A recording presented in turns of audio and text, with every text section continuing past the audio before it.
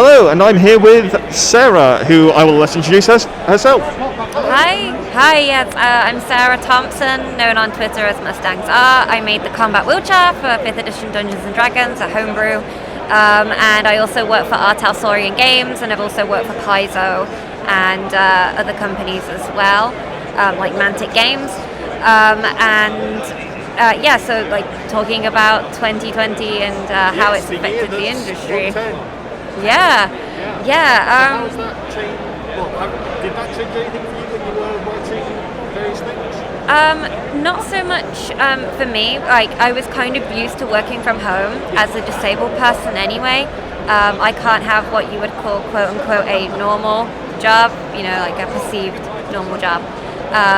So for me it didn't change so much, but for others obviously it really did. And people learning to cope with having to be at home all the time. And having to do work and everything from home. I do think, it helped some people realize what disabled people go through every day, especially those who are, in their house more often than not, or limited with where they can go. And in that regard as well, I think it's also brought a lot more disabled people into gaming, because, there are now other people at home who play from home just like them, which means more groups are going around, which means more people playing TTRPGs and more people joining in. So I think it's kind of for all the bad that has happened, in terms of TTRPGs, there has been more interest because it helps separate from work and the stress of everything that was 2020. I know that I use TTRPGs to cope, and it's affected the industry a little bit.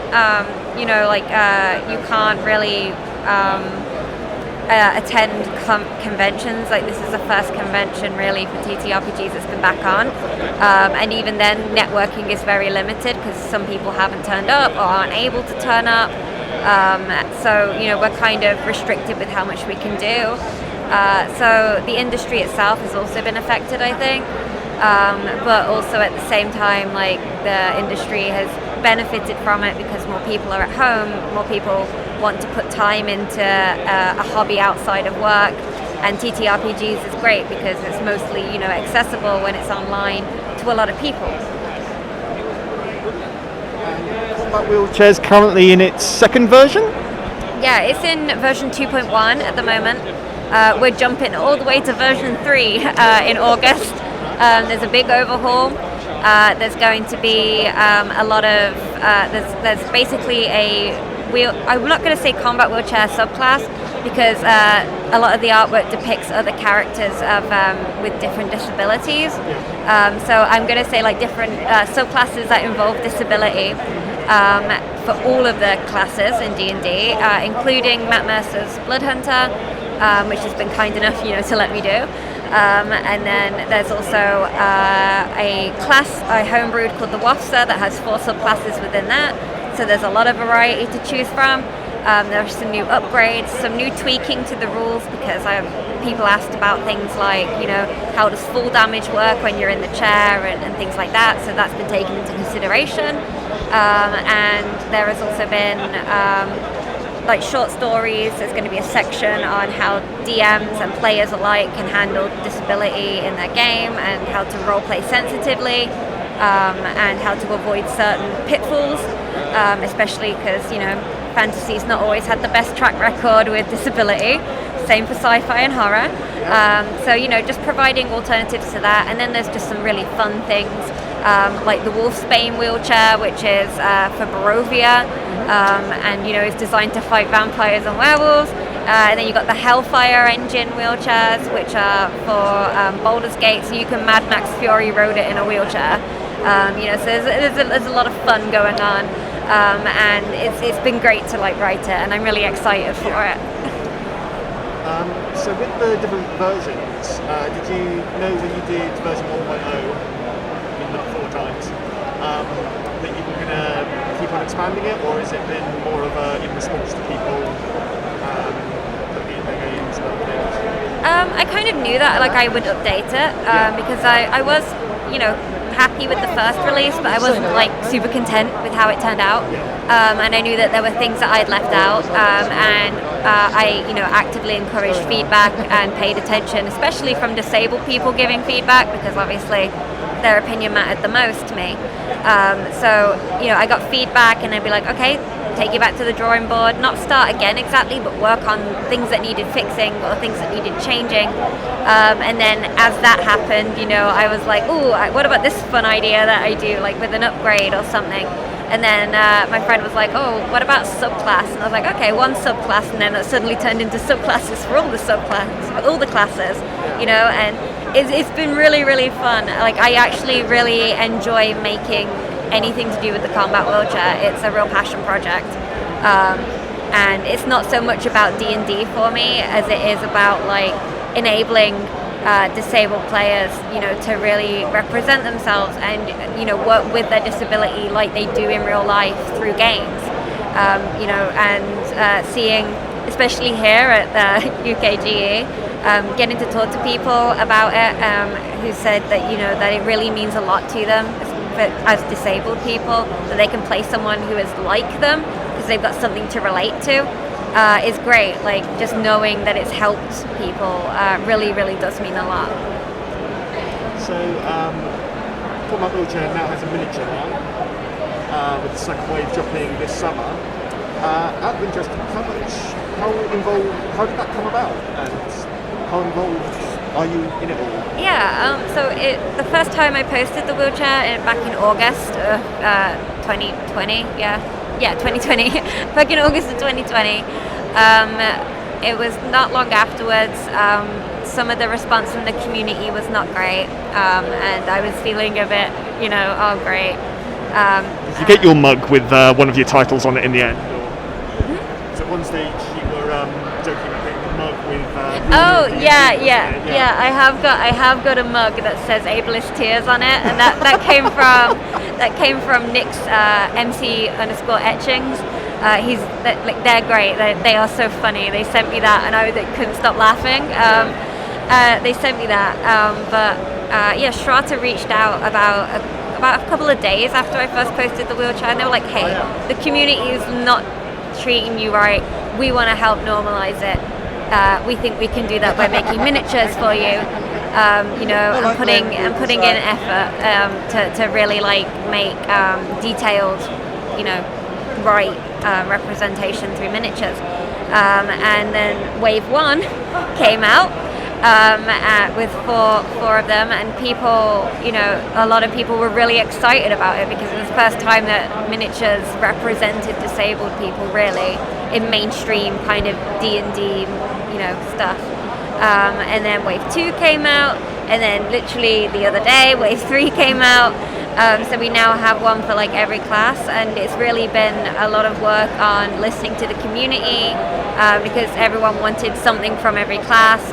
We're also planning on doing different ancestries as well, because I think we're still missing like Goliath and Tabaxi and Aarakocra, but there are plans to kind of address that. We also want to show different disabilities as well beyond just wheelchairs. It's kind of really grown. And this was Strata's like first putting themselves out there, because before they've called themselves a company that works behind the lines. They would make prototypes for people's Kickstarters, things like that, and sculpts.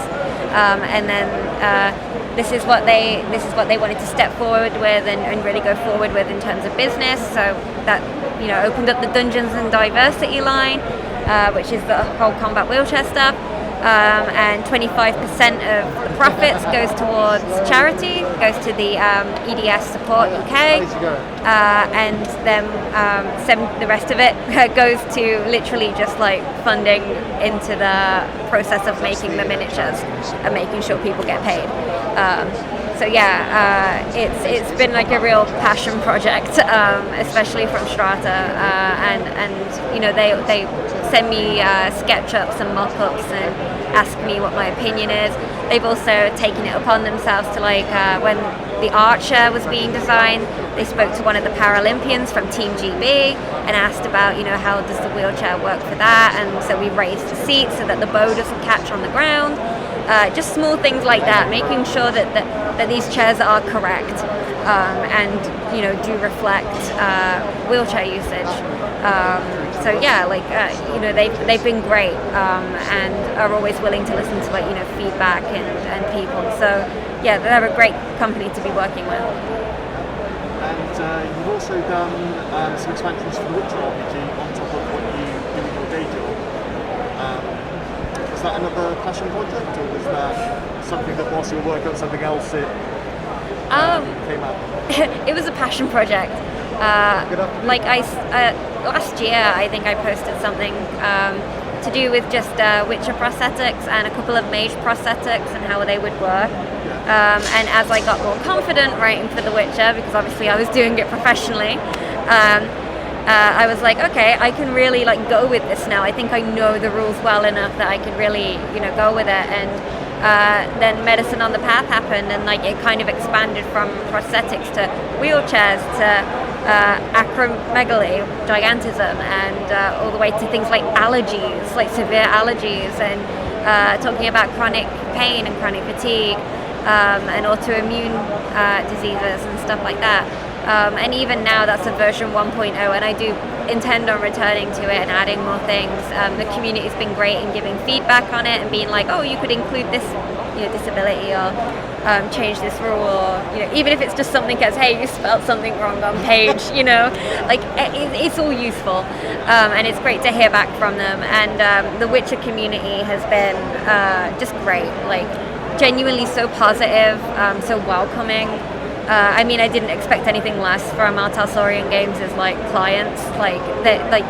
They've really brought together a nice community from both Cyberpunk and Witcher. So yeah, it was really great to work on that. And everybody knows from following my Twitter that I love The Witcher. So yeah, it was. I wasn't going to bring it up. Oh yeah, they can't see us, but I'm currently wearing a Witcher shirt and a Witcher medallion. So and it's shinier than my one. I'm mildly very shiny. So I take it you were a fan first. How did you end up writing it? I was a big fan of The Witcher, and I tweeted about it a lot. Then I found out there was a tabletop game. I got bought that by my parents for my birthday. Super loved it, and was really wanted to play a game in it. But nobody I knew of the TTRPG and didn't want to learn it, so they didn't want to run it or anything, which was gutting. And I tweeted about it, and I think it was Wandering DM Simon was like, hey, I'm running a charity game where I'm playing the Witcher game, would you like to join? And I was like, oh hell yeah, that'd be great. Turns out that charity game involved Doug Cockle and Kelly Butler, of all people, and I was like, oh my god, are you sure? And I got to play with them, and that was the first time I ever played The Witcher, was with them. It was amazing. And I really fell in love with the game. Kept in contact with our Talsorian Games because they were really interested in the work I was doing. And yeah, we kind of formed a bond between that. And then in July they reached out and hey, we're going to be looking for writers. We thought we'd let you know that if you submit a little adventure, we'll consider that you're writing along with a bunch of other people. So I submitted a short adventure and I got the place. And I was so excited, and I got to write my first proper adventure for them for Book of Tales, which comes out in August. I don't know if it's got a specific date. I think they just said August 2021 at this point. No, that was literally the other day. They said August 2021, but they didn't give a specific date. And yeah, so it's been really exciting, and I've been working for them over a year now. So yeah, it's just been great. I thought that I would only get to work on Book of Tales, and then they came back and they were like, hey, we'd like you to write the single adventure that's in Total Chaos. And then they came back again, they're like, hey, we'd like you to write this. And I ended up doing some stuff for Cyberpunk Red as well. And yeah, our Talsorian have been great to work with. I said it on Twitter before, but I cannot sing their praises enough. They are so supportive of their community, their writers, homebrewers, everything. They're just a real nice group of people to work for. Before I ask about Cyberpunk, can you tell us anything about the adventure? Or how would you pitch the Witcher RPG in general to people that play your games? To pitch the Witcher TTRPG, it's very much a TTRPG where it is what you make of it and what you want of it.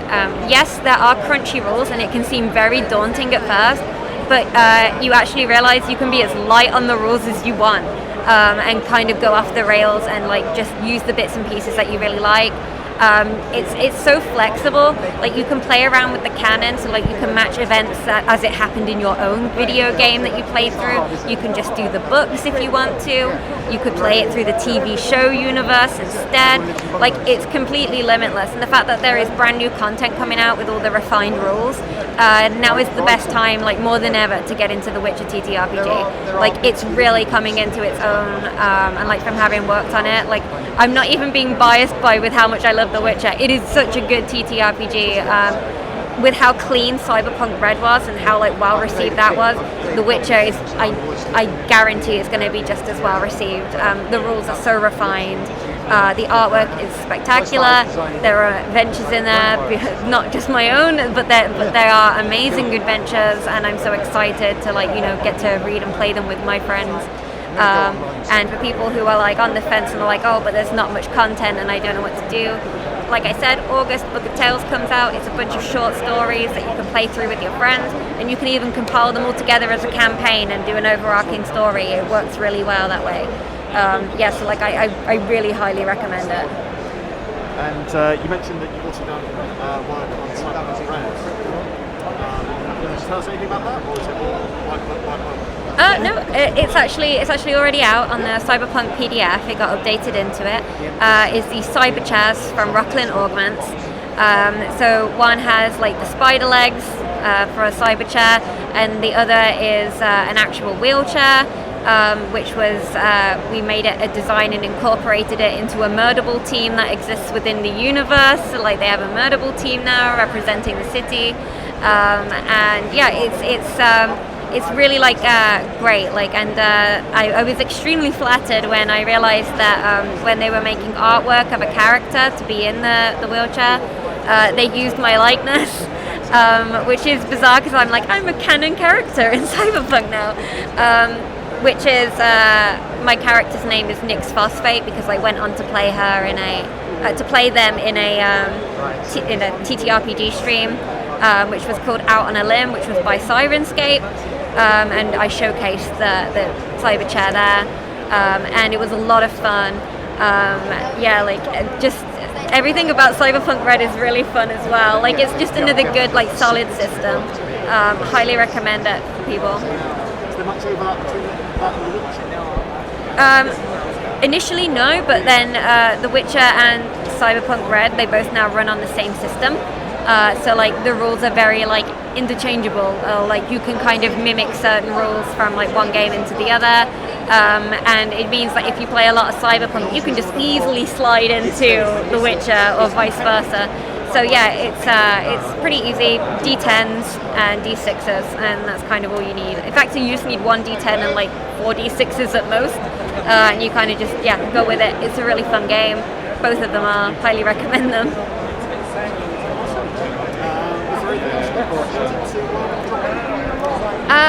No, that I can think of. I dropped that, that the Combat Wheelchair is getting its big update in August. Be on the lookout for that. I'll be posting tweets following up to its release with all of the artists and little sneak peeks of the art that's going to appear in. We're really fortunate in that I managed to get everyone who's working on it in art direction. They are all disabled, chronically ill, or neurodivergent, so it's just one big, project all made by the disabled community. So that's really exciting because I've always wanted to do that. So pretty much that's it, but super excited. Exciting times. And so anyone that's been on these Witcher knows that you're a massive Witcher fan. So when is the podcast starting where you just tell us all the wonderful things that you should know before you read the books? I've been asked to come on to some Witcher podcasts in the future, so fingers crossed I get to just talk about it more then. I have talked about it on some other podcasts. Unfortunately, I can't say it because the episodes aren't out and I'm under an NDA because they're fun. if you want to learn stuff about The Witcher, I mean, follow my Twitter. Check out Medicine on the Path, which is the supplement, because it just goes into random Witcher lore at points and how it affects the character. So I definitely, if you're into The Witcher, I recommend. Yes, I made up 3 different sign languages. So there's Common Sign Language, which was based on American Sign Language. Then there is Witcher's Cant, which was based on German Sign Language and its derivative, which is Polish Sign Language. And then there is Mage's Patter, which was based on French Sign Language. So like each one, was based on a real sign language, and inside the PDF there are sheets on how to sign certain common phrases, so that because we wanted to get rid of that element where people are like, my character signs this and then just does random gestures, and it's like, that's not how sign language works. Like that's kind of it's kind of insulting, especially when a deaf person sees that, and it's like, just say that you're going to sign something and don't use your hands. But these sheets are there to provide at least like something, so that you can say, I'm looking for a Witcher, and at least sign the word Witcher. There's that element in that PDF as well, and quite a lot of people really liked it. Excited to expand upon it, hopefully in the future, maybe in future versions. And last question, I promise. What advice would you give to a disabled or neurodivergent person trying to get into games? It can be really daunting, and it can kind of like be really hard at first, in terms of like, you'll post something and only get like a few likes or things like that, and like it can really make you feel like it's not worth your time. But it is, like, you have an experience that's unique to you, and you should be sharing it with people if you want to, and if you do so through games, keep at it, because the thing is like, no one has that experience but you. Everyone's experience is so unique to them. You have a unique voice. You add to the current discussion that we're having on disability, chronic illness, and neurodivergency in tabletop. You're absolutely valid, and your opinion matters. Your work really does matter, and without it, the TTRPG scene is lacking. Even if it only makes one other person happy, that's still one person that like you've changed games for. And what I'd highly recommend is that if you really, really want to get into straight into really getting into the industry, is really put yourself out there if you can. Network. I know it's really difficult, and it can be terrifying at times to talk to people, especially if those people are like very big, important people in the community. But network, put yourself out there, be confident, because if you're confident in the thing that you're pitching, other people will be confident in it too. But yeah, just borderline, like, you matter, your voice matters, your content matters. Don't let anybody make you think otherwise. And I think that's a great start. Thank you very much for your time, Sarah. No problem, thank you.